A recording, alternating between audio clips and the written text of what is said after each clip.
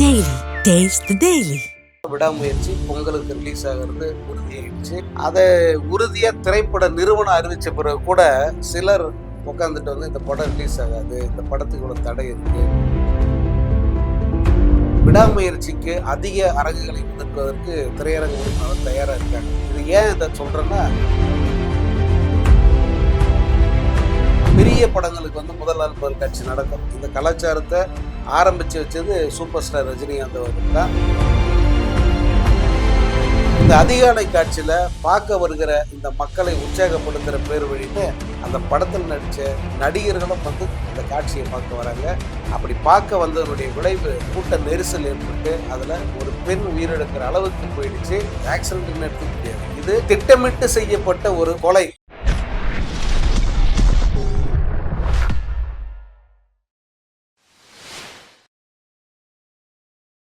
திரைமொழி பார்வையாளர்களுக்கு வணக்கம்.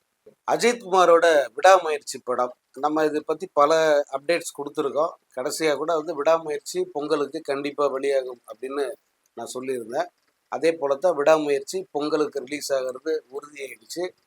அதை உறுதியாக திரைப்பட நிறுவனம் அறிவித்த பிறகு கூட சிலர் உட்காந்துட்டு வந்து இந்த படம் ரிலீஸ் ஆகாது, இந்த படத்துக்கு இவ்வளோ தடை இருக்குது, கடைசி நேரத்தில் வராமல் போயிடும், அப்படிலாம் வந்து பொய்யான தகவலோட சொல்லிக்கிட்டு இருந்தாங்க. ஆனால் இந்த படம் 100% பொங்கலுக்கு ரிலீஸ் ஆகுது.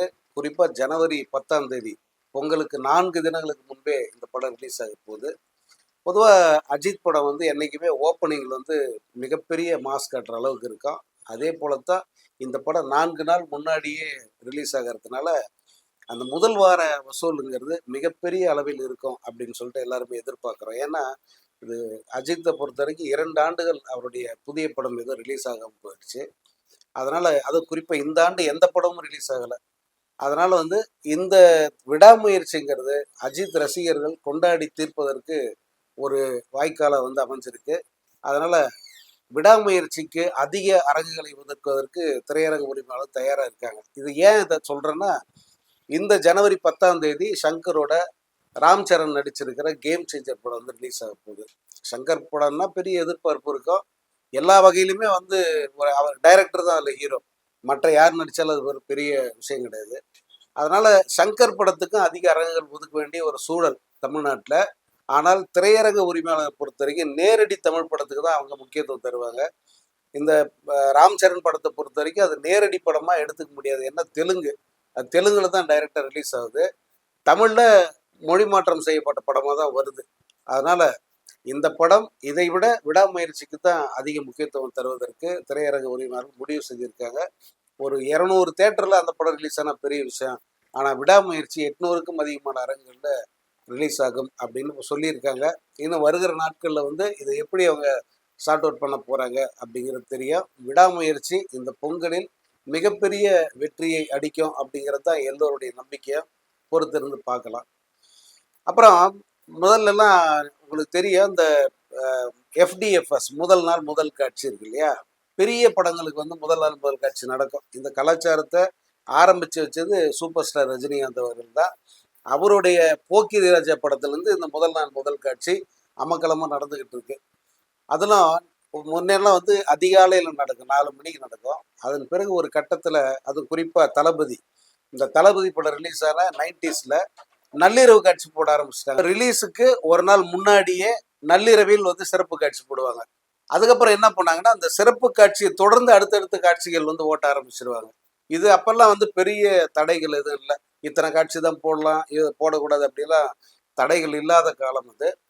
ஈவன் ரீசெண்டாக பார்த்தீங்கன்னா, நீங்கள் கபாலிக்கு லிங்காவுக்கு வந்து இதே மாதிரி நள்ளிரவு காட்சி சென்னையிலே வந்து நடந்திருக்கு. 1 மணி காட்சி நடந்திருக்கு.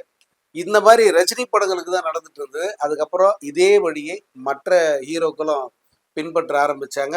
அவங்க படங்களை வந்து டெலிபரேட்டா வந்து அவங்க இந்த மாதிரி ஏர்லி மார்னிங் ஷோ போடணும் அப்படின்னு சொல்லி வம்படியா போட வச்சாங்க. ரஜினி படத்துக்கு மட்டுமா நாங்களும் போடுவோம் அப்படின்னு காட்டுறதுக்காக போட வச்சாங்க. பட் அந்த படங்கள் நல்லா இருந்தா ஓடும், இல்லைன்னா யாரும் பெருசா இன்ட்ரெஸ்ட் காட்ட மாட்டாங்க. ஆனா இப்ப பாத்தீங்கன்னா எல்லா நடிகர்களின் படங்களுக்குமே வந்து அந்த FDFSங்கிறது அதிகாலை காட்சியா போடுறாங்க.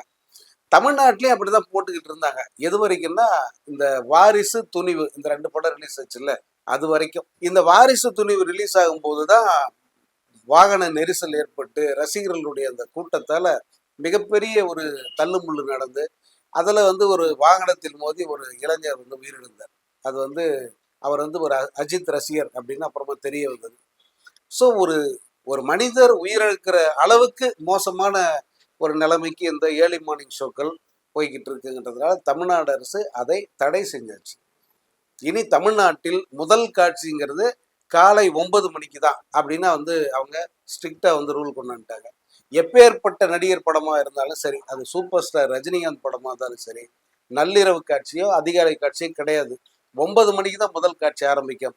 அதிகபட்சம் ஒரு நாளைக்கு 5 காட்சிகள் நீங்க ஓட்டிக்கலாம். இதுதான் தமிழ்நாடு அரசு கொடுத்திருக்கிற நிபந்தனை. எந்த படம் வந்தாலும் இப்ப அப்படித்தான் அங்க ஆரம்பிக்கிறாங்க.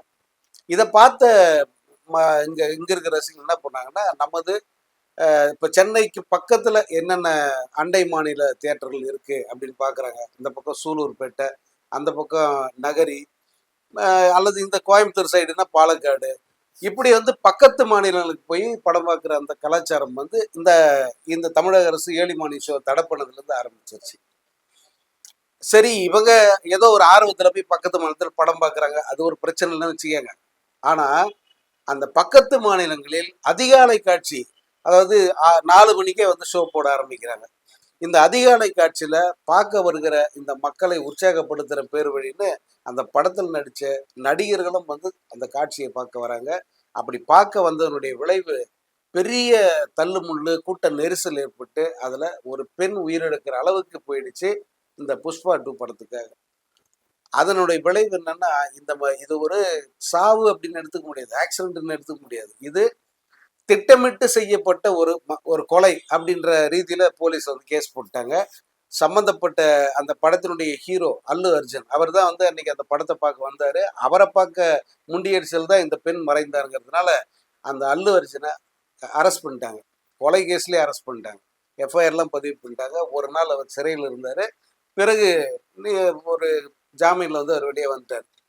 ஆனா இவருடைய இந்த செயலால் நடந்த அந்த உயிரிழப்பு இருக்க, அதை எப்படி நியாயப்படுத்த முடியும்? இவங்களுடைய ரசிகர்களை உற்சாகப்படுத்துறதுன்னா அதை கரெக்டா வந்து முன்கூட்டி அறிவிக்கணும். நான் இந்த இடத்துல வரேன், நான் வந்து உங்களை பார்க்குறேன், உங்களை மீட் பண்றேன் அப்படின்னு சொன்னா அதுக்கேற்ற மாதிரி வந்து ஏற்பாடுகளை செய்வாங்க. தியேட்டர் நிர்வாகமே கூட வந்து சரியான பாதுகாப்பு, அல்லது பவுன்சர்ஸ், பிரைவேட்ல கூட பவுன்சரை ஏற்படுத்தி ஒரு உரிய பாதுகாப்பு தந்து அந்த நிகழ்ச்சியை வந்து நடத்தலாம். அப்ப பெருசா வந்து இந்த மாதிரி தள்ளுமுள்ளு ஏற்படாது. ஆனா முன்னறிவிப்பு இல்லாம திடீர்னு வந்து அந்த ஹீரோ வர்றது, ஜனங்களை பார்க்கறது, அதனுடைய விளைவு ஏன்னா ஆந்திரா ஏற்கனவே வந்து கிரேஸ், அந்த நடிகர்னாலே அவங்களுக்கு ஒரு கிரேஸ், அது வந்து ஒரு உச்சகட்டத்துக்கு போயிருக்கு இந்த வாட்டி. அதனுடைய விளைவு ஒரு மரணம். அது இனி வரும் காலத்துல நடக்கக்கூடாதுன்னா இந்த அதிகாலை காட்சிகளை முதல்ல தவிர்க்கணும். அதே போல இந்த காட்சிகளுக்கு ஹீரோக்கள் வந்து வர்றது மேக்சிமம் வந்து அவாய்ட் பண்றது நல்லது. இங்கெல்லாம் வந்து பெரும்பாலும் அந்த படத்தில் நடித்த ஹீரோ போய் பார்க்க மாட்டாரு, வேற யாராவது போய் பார்ப்பாங்க. இப்போ ரஜினி படம்னா அதுக்கு அடுத்த நிலையில் இருக்கிற நடிகர்கள் யாராவது போய் படம் பார்ப்பாங்க. முன்னெல்லாம் வந்து சிம்பு, தனுஷ் இவங்கெல்லாம் தவறாம பார்ப்பாங்க. இப்பயும் கூட தனுஷ் அந்த மாதிரி பார்க்குறாரு. ஆனால் அதால வந்து எந்த பிரச்சனையும் இங்கே ஏற்படுறதில்ல. நடிகர்கள் போய் ஈவன் ரஜினிகாந்தே போய் படம் பார்க்க போனா கூட எந்த பிரச்சனையும் ஏற்படாத அளவுக்கு இங்குள்ள ரசிகர்கள் ஓரளவு பக்குவம் அடைஞ்சிட்டாங்க. பட் பக்கத்து மாநிலத்துல தான் வந்து அந்த மோகம் கிட்டத்தட்ட பைத்தியம்னு வச்சுக்கலாம், அந்த மாதிரி பைத்தியம் ஆயிட்டு நிற்கிறாங்க அங்க. இல்லைன்னா புஷ்பா மாதிரி படம்லாம் வந்து இந்த மாதிரி ஓடுமா? அது எந்த அளவுக்கு ஒரு ஒரு ஒரு இம்மி அளவுக்கு கூட லாஜிக் இல்லாத கிட்டத்தட்ட குப்பைன்னு சொல்லக்கூடிய ஒரு படத்தை இப்படி வந்து செலிப்ரேட் பண்ணி கொண்டாடுறாங்கன்னா அவங்க எந்த அளவுக்கு வந்து பைத்தியமா இருப்பாங்கன்றதை நம்ம புரிஞ்சுக்கலாம்.